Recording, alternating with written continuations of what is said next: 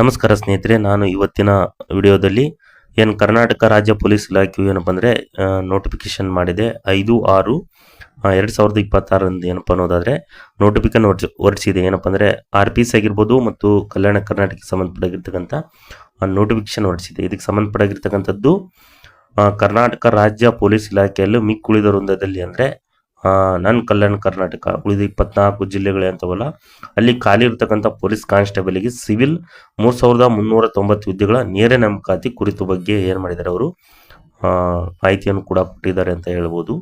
ಇದಕ್ಕೆ ಸಂಬಂಧಪಟ್ಟಿರ್ತಕ್ಕಂಥದ್ದು ಪೊಲೀಸ್ ಇಲಾಖೆಯಲ್ಲಿ ಮಿಕ್ಕುಳಿದ ವೃಂದದಲ್ಲಿ police constable civil ಖಾಲಿ ಇರುವ ಹುದ್ದೆಗಳ ವಿವರ. ಅಂದರೆ ಇದು ಉಳಿದ ಇರ್ತಕ್ಕಂಥ 24 ಜಿಲ್ಲೆಗಳು ಏನದವೋ ಅದಕ್ಕೆ ಸಂಬಂಧಪಟ್ಟಿರ್ತಕ್ಕಂಥ ಹುದ್ದೆಗಳು ಅಂತ ನಾನು ಹೇಳ್ಬೋದು.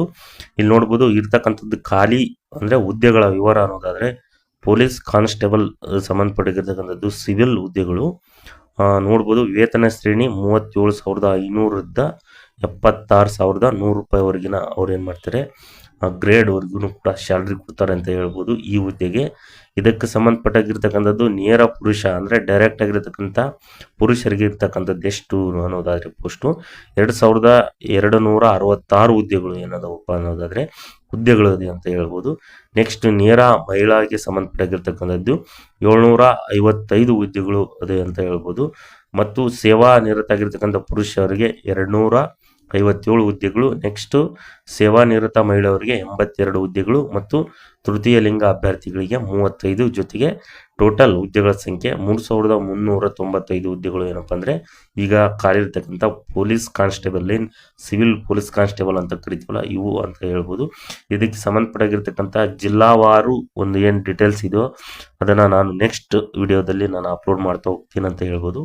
ಹಾಗಾಗಿ ಇದಕ್ಕೆ ಸಂಬಂಧಪಟ್ಟಿರ್ತಕ್ಕಂಥದ್ದು ನೋಡ್ಬೋದು. ಪೊಲೀಸ್ ಕಾನ್ಸ್ಟೇಬಲ್ ಸಿವಿಲ್ ಹುದ್ದೆಗಳ ವಿದ್ಯಾರ್ಹತೆ ಅನ್ನೋದಾದರೆ PUC ಅಥವಾ ತತ್ಸಮಾನ ವಿದ್ಯಾರ್ಹತೆ ಅಂತ ನಾನು ಹೇಳ್ಬೋದು ಇದಕ್ಕೆ ಸಂಬಂಧಪಟ್ಟಿರ್ತಕ್ಕಂಥದ್ದು. ನೆಕ್ಸ್ಟ್ ಬರೋದಾದರೆ ಅಂದರೆ ತತ್ಸಮಾನ ಅಂದರೆ PUC ಈಕ್ವಲೆಂಟ್ ಏನೇನು ಇದಾವೋ ಅದಕ್ಕೆ ಸಂಬಂಧಪಟ್ಟಿರ್ತಕ್ಕಂಥ ಏನಾದರೂ ಓದಿದರೆ CBSE ಆಗಿರ್ಬೋದು ಅದಕ್ಕೆ ನೀವು ಅಪ್ಲಿಕೇಶನ್ ಹಾಕ್ಬೋದು ಅಂತ ಅರ್ಥದ್ದು.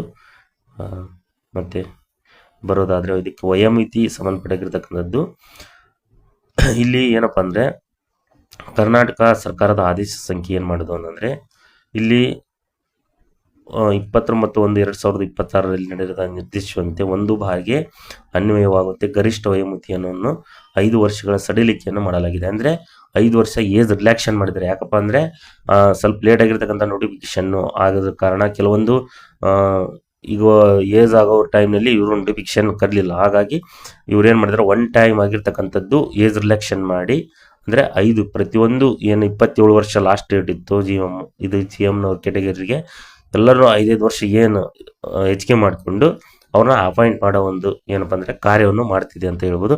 ಇದಕ್ಕೆ ಸಂಬಂಧಪಟ್ಟಿರ್ತಕ್ಕಂಥ ಡೈರೆಕ್ಟ್ ಆಗಿರ್ತಕ್ಕಂಥ ಎಷ್ಟು ವಯೋಮಿತಿ ಅದು ಅನ್ನೋದಾದರೆ ನೋಡ್ಬೋದು GMನವ್ರಿಗೆ 33 ವರ್ಷ ಮತ್ತು ಪರಿಶಿಷ್ಟ ಜಾತಿ ಪರಿಶಿಷ್ಟ ಪಂಗಡ ಆಗಿರ್ಬೋದು 2A 3rd B ಆಗಿರ್ಬೋದು 2B ಆಗಿರ್ಬೋದು ಪ್ರವರ್ಗವನ್ನು ಇದಕ್ಕೆಲ್ಲವರಿಗೂ 35 ವರ್ಷಗಳು ಮತ್ತು ಕರ್ನಾಟಕ ಅರಣ್ಯ ಪ್ರದೇಶದಲ್ಲಿ ವಾಸಿಸುತ್ತಿರುವ ಬುಡಕಟ್ಟು ಅಭ್ಯರ್ಥಿಗಳಿಗೆ 38 ವರ್ಷ ಅಂತ ಹೇಳ್ಬೋದು. ಮತ್ತು ಸೇವಾನಿವೃತ್ತ ಪುರುಷ ಮತ್ತು ಮಹಿಳಾ ಅಭ್ಯರ್ಥಿಗಳಿಗೆ ಇಲ್ಲಿ ಸಾಮಾನ್ಯ GM ಕೆಟಗರಿಗೆ 38 ವರ್ಷ ಮತ್ತು ಎಲ್ಲ ಕ್ಯಾಸ್ಟ್ನವರಿಗೆ 40 ವರ್ಷ ಕೊಟ್ಟಿದ್ದಾರೆ ಅಂತ ಹೇಳ್ಬೋದು.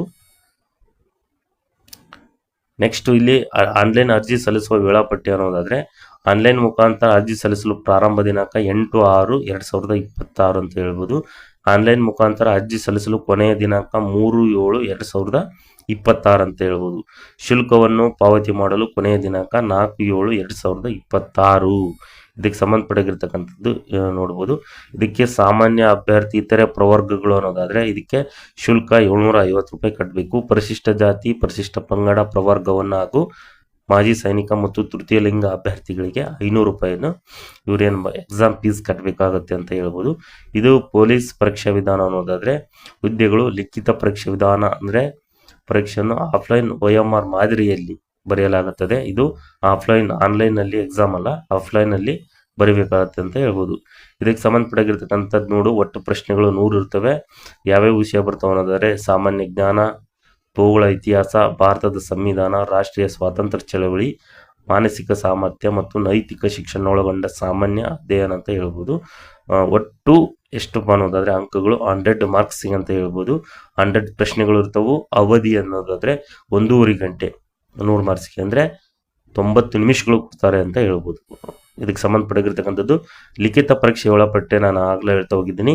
ಇದಕ್ಕೆ ಸಂಬಂಧಪಟ್ಟಿರ್ತಕ್ಕಂಥ ಪರೀಕ್ಷೆ ಕಡ್ಡಾಯ ಕನ್ನಡ ಏನಪ್ಪ ಅಂದರೆ ದಿನಾಂಕ 2/8/2026 ನಂತರ ದಿನಾಂಕದಲ್ಲಿ ತಿಳಿಸಲಾಗುವುದು.